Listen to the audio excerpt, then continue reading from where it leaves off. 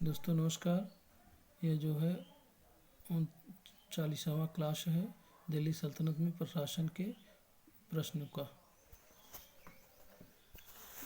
बर्नी इतिहासकार बर्नी ने दिल्ली के सुल्तानों के अधीन भारत से शासन को वास्तव में इस्लामी नहीं माना, क्योंकि वह अधिकतर आबादी इस्लाम का अनुसरण नहीं करते थे। सल्तनत काल के अधिकांश अमीर सुल्तान किस वर्ग के थे? तो ये सब अधिकतर तुर्क वर्ग के थे। निम्नलिखित कथनों पर विचार कीजिए। दिल्ली सल्तनत के राजस्व प्रशासन में राजस्व वसूली के प्रभारी को आमिल कहा जाता था। दिल्ली सुल्तानों का एकता प्रणाली एक प्राचीन देशी संस्था थी। अमीर बख्शी का पद दिल्ली के शासनकाल में अस्तित्व में आया था।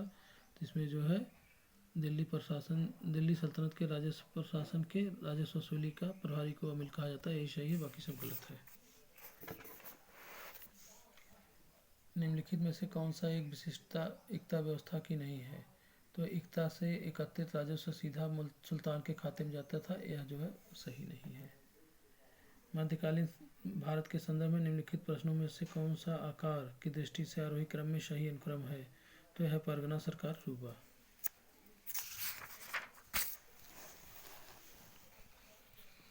दिल्ली सल्तनत में दीवाने अर्ज विभाग की स्थापना किसने की थी? बलबन ने। निम्नलिखित में से कौन सा एक युग्म सुमेलित नहीं है? तो इसमें जो है दीवाने रियासत बलबन, यह गलत है। निम्नलिखित में से कौन सा सही सुमेलित रूप है? तो इसमें दीवाने बंदगाह फिरोज शाह तुगलक। सल्तनत काल में दीवाने अमीर कोही किस विभाग से संबंधित है? तो कृषि से संबंधित है।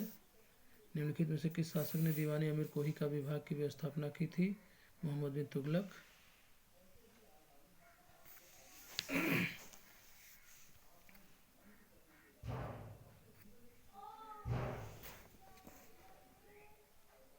दीवाने अर्ज विभाग संबंधित है रक्षा विभाग से। निम्नलिखित में से किस राजवंश के अंतर्गत विराजर का चरमोत्कर्ष हुआ था? तो यह था तुगलक वंश। निम्नलिखित में से भूमि उत्पाद पर कर लगाने की इंगित करता था, क्या करता था? यह था उश्र, खराज था, उर्स था, मुक्तई था। भारत के किस मध्यकालीन शासक ने एकता व्यवस्था प्रारंभ की थी? तो यह था इल्तुतमिश। सल्तनत काल में भू राजस्व का सर्वोच्च ग्रामीण अधिकारी था चौधरी।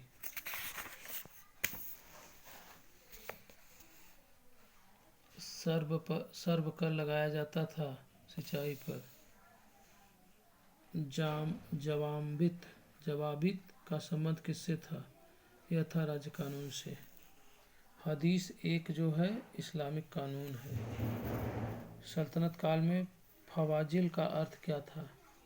तो फवाजिल का अर्थ था इक़्तिदारों द्वारा सरकारी खजाने में जमा की जाने वाली अतिरिक्त धनराशि। सल्तनत काल की दो प्रमुख मुद्राओं का पता निम्नलिखित कूट से करें। तो यह है जीतल और टका। निम्न में से किसने टका नामक चांदी का सिक्का चलवाया था? इल्तुतमिश ने। उत्तर भारत में चांदी का सिक्का टका जारी करने वाला मध्यकालीन शासक इल्तुतमिश था। सल्तनत काल के किस सिक्के टका ससगनी एवं जीतल किस धातुओं के बने थे? तो यह बने थे चांदी और तांबा के।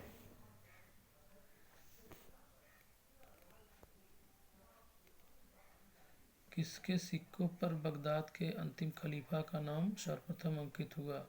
तो यह था अलाउद्दीन मसूद शाह।